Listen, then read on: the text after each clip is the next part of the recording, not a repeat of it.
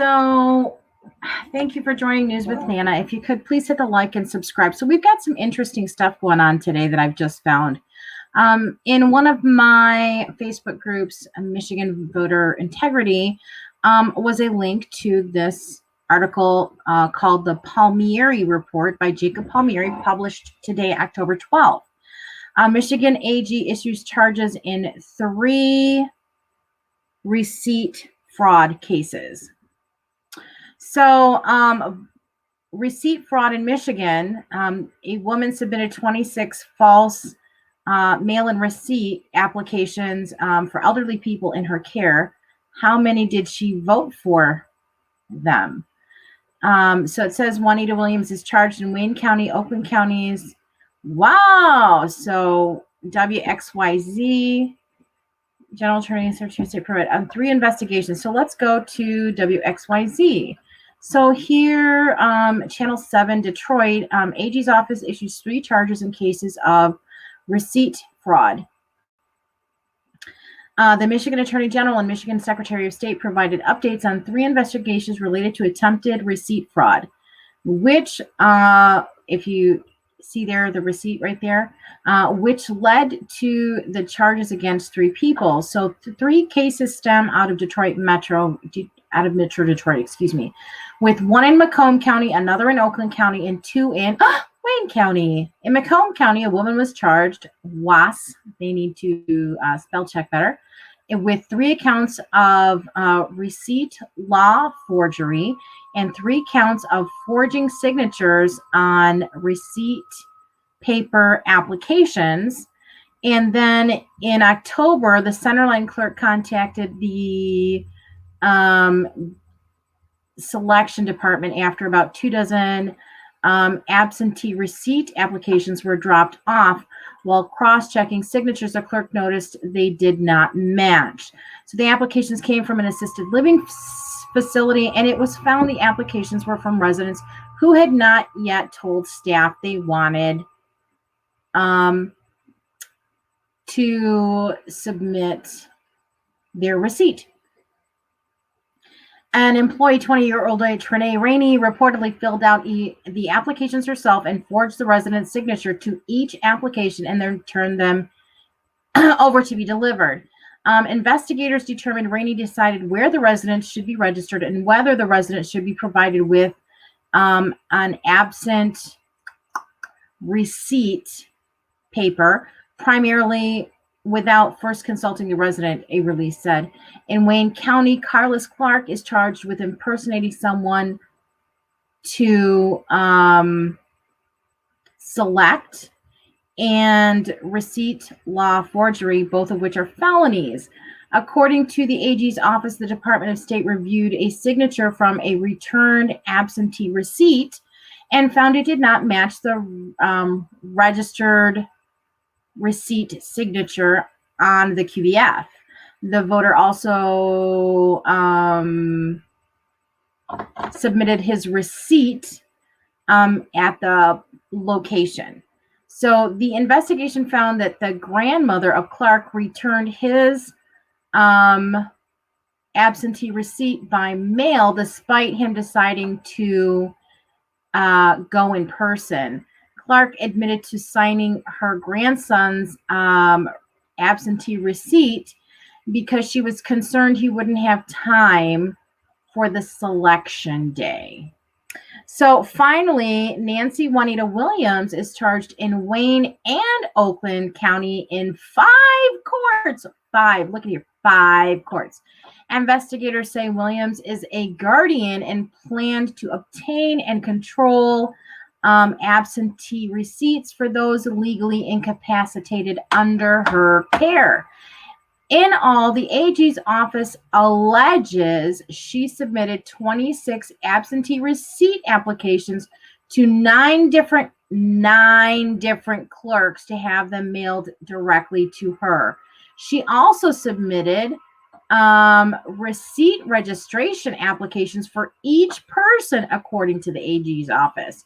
Williams is charged with the following in 5 courts. In the 28th District Court, City of Southgate, Wayne County, 1 count of false statement in absentee receipt application, a 90-day misdemeanor. 1 count of forging signature on absentee signature application, a 5-year felony, and 1 count of selection law forgery, a 5-year felony. And this is all for Williams.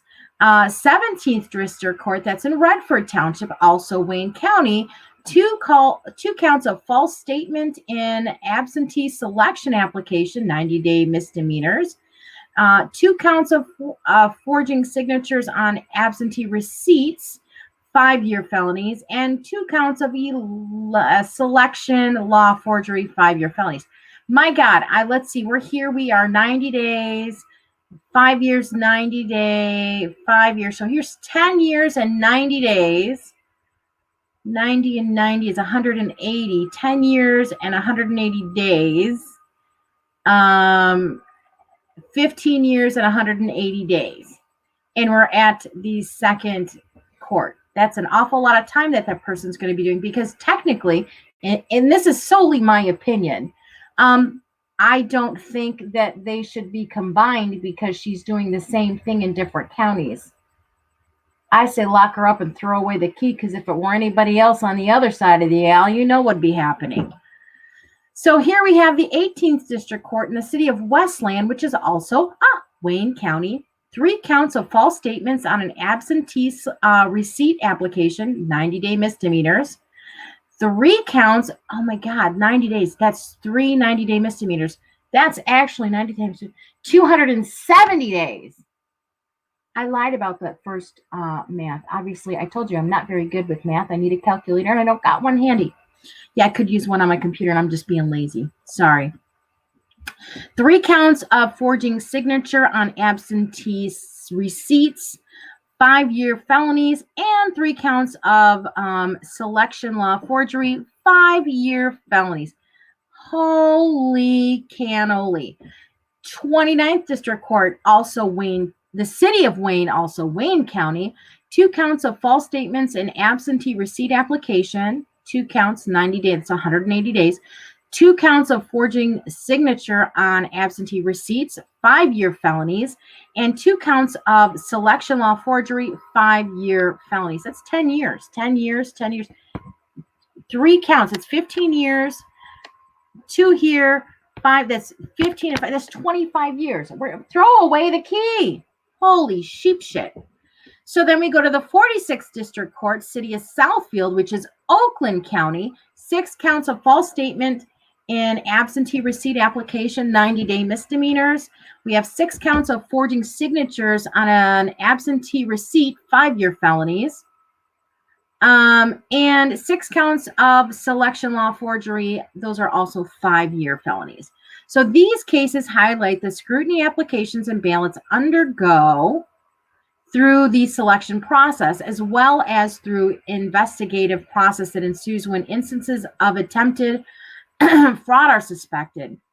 AG Dana Lessel said in a release, I appreciate our partners at the Department of State and Michigan State Police who brought these cases to us.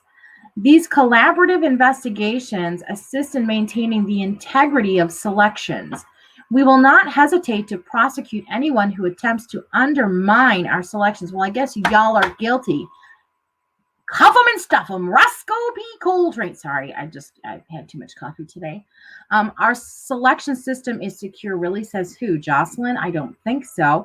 And today's charges demonstrate that in the rare this is rare. Is she calling all this shit rare? And this above rare? What the frappuccino's wrong with her head?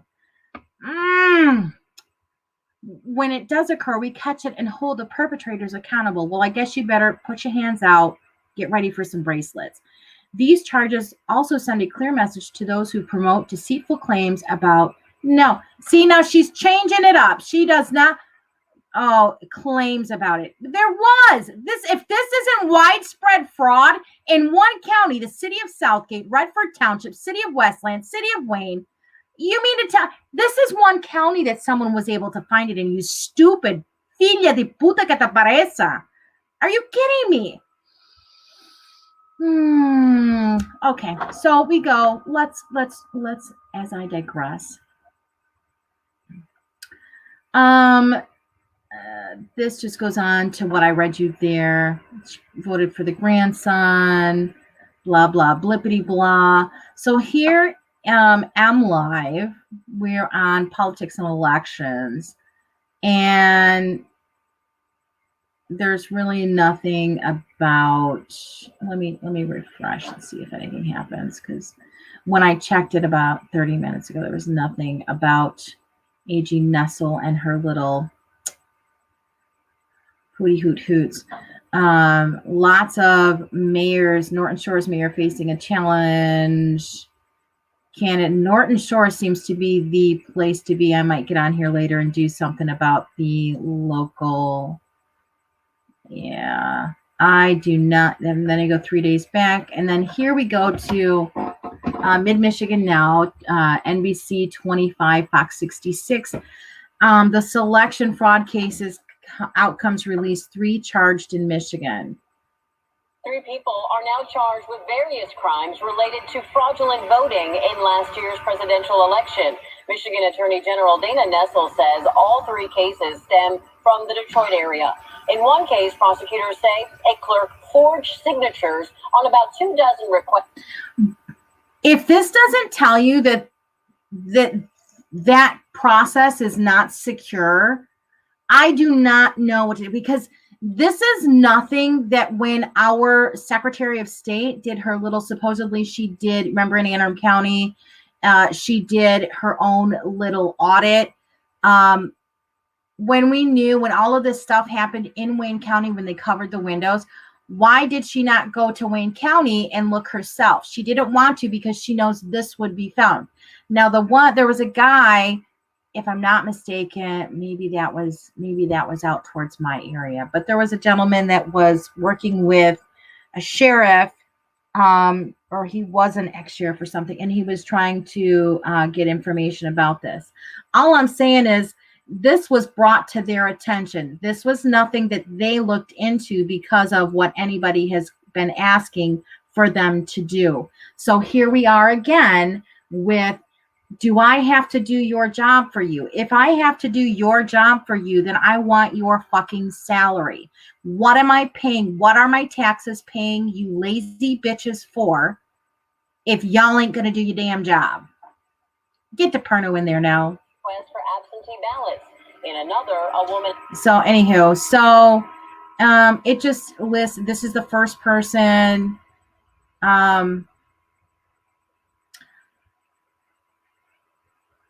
There's judge vacancies. Oh, she's looking to appoint, Whitmer appoints 2 to fill vacancies in Kalamazoo County. Oh, this is not good. And there's that interpreter. She looks like someone in that weird movie. She appoints Elisa L. Parker Lagrone and Namita Sharma to the 8th District Court of Kalamazoo County. I don't know who they are. And Judge Ann Blatchford announced her retirement in June.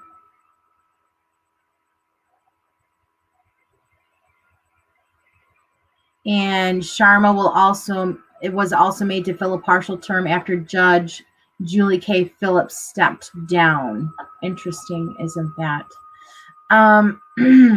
That's Carlos Clark. That's the other person that was charged. And then Nancy Juanita Williams was the other person. With all of these, yeah. But hey, nothing happened. It's the most secure process in the whole state of Michigan. Y'all are some stupid fucks if you believe it. And here, the only thing that I can see that is actually on all 3 of the MSM that I'm following so far seems to be they're bringing this redistricting commission into the light. So we want to, I'm just going to tell you this, because when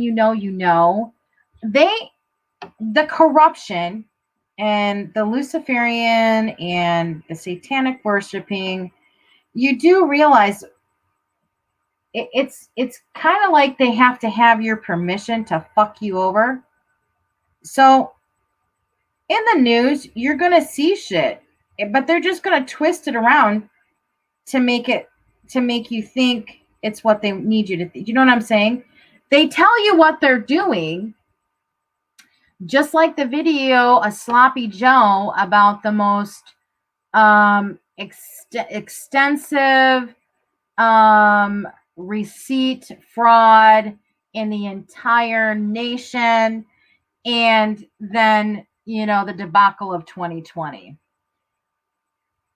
He had a Freudian slip. No, it wasn't a Freudian slip. They have to tell you what they're going to do so that when they con you into believing their bullshit, they can say, but you knew, when you finally wake your ass up and you're in a padded cell, okay?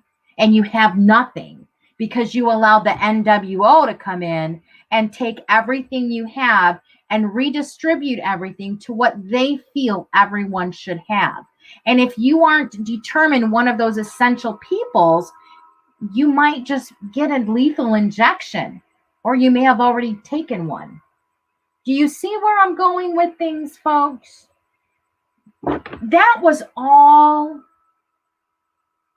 planned. Did you get it yet? Did you get it yet? So let's go over to the Detroit news. I didn't see anything here either as far as AG Nessel. The only thing that caught my eye, that was yesterday, it really caught my eye was this Honor Society student sues over being disciplined for rejecting the diaper mandate. Maura Stewart, a 17-year-old Manchester high school student, alleges she did not wear a diaper in school and was segregated from other students. Oh, that's going to be something interesting. And that was reported yesterday. And then again, here's that redistricting panel. You guys, you need to look at that and see what the hell they're trying to do. And then this whole bus driver shortage thing keeps being brought up. Like, we don't know what's going on. Hello. But it's a subscribers only kind of thing. I'm just saying, folks. You know what's going on. You do know. You're not as stupid as you want to pretend you are.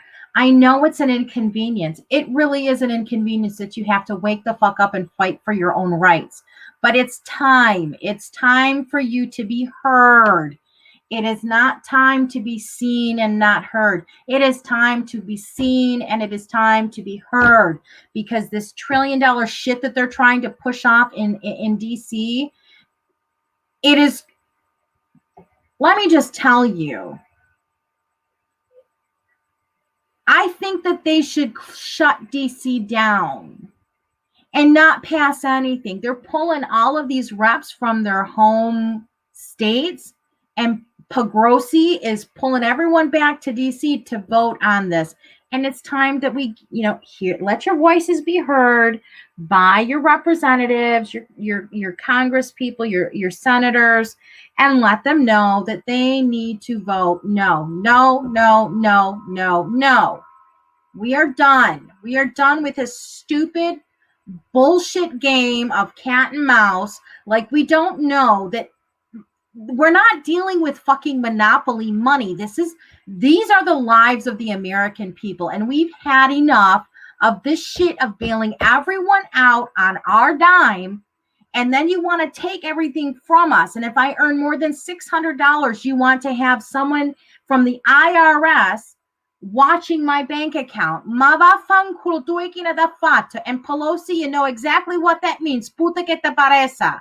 So, wake up, folks. Make those phone calls. Make yourselves be heard. It's time to get involved.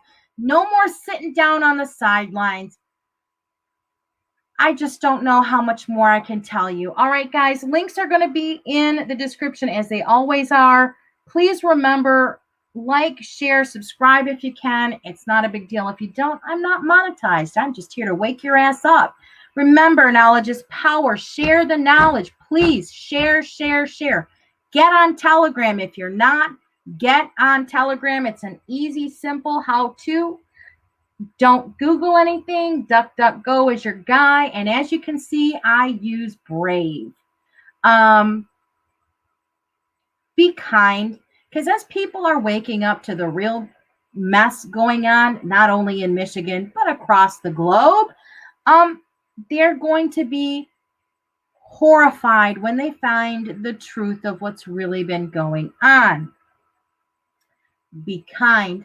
You don't know the cross each house bears.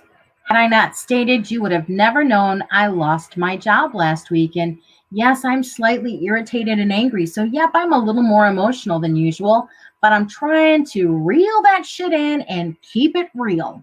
Um, Remember, folks, find your tribe, because united we stand, divided we fall. It's time we band together. The pilots are making a stand. The healthcare workers are making a stand.